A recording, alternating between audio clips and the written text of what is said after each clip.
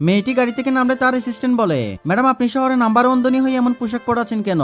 তখন মেয়েটি বলে, আজকে আমার বয়ফ্রেন্ডের মা আমাকে দেখতে আসবে, আমি দেখতে চাই তারা টাকাকে ভালোবাসে নাকি মানুষকে ভালোবাসে। এরপর মেয়েটি রাস্তায় ঝাড়ু ধরে কাজ করতে থাকে। একটু পর ছেলেটির মা এসে বলে, তুমি এমন পোশাক পরে রাস্তায় ঝাড়ু ধরে কাজ করছো কেন? ছেলের দিকে তাকিয়ে বলে, তুই না বলেছিস মেয়েটি একটি কোম্পানির মালিক, তাইলে এই মেয়ে রাস্তায় ঝাড়ু ধরে কাজ করে কেন? তখন মেয়েটি বলে, আসলে এই বছর ব্যবসায় লস খাওয়ার কারণে আমাদের কোম্পানিটা দেউলিয়া হয়ে গিয়েছে, তাই বেঁচে থাকার জন্য এই জবটি করতে হচ্ছে। তখন মেয়েটির মা বলে, তাইলে বিয়ের জন্য যৌতুক কিভাবে দিবে? মেয়েটি বলে, আপনি চিন্তা করবেন না, আমার বেতনের টাকা জমিয়ে আপনাদের সব চাহিদা পূরণ করব।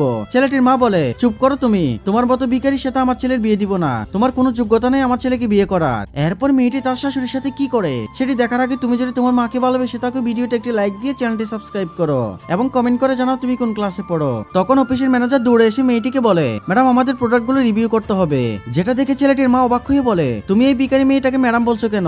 এরপর ম্যানেজার বলে, উনি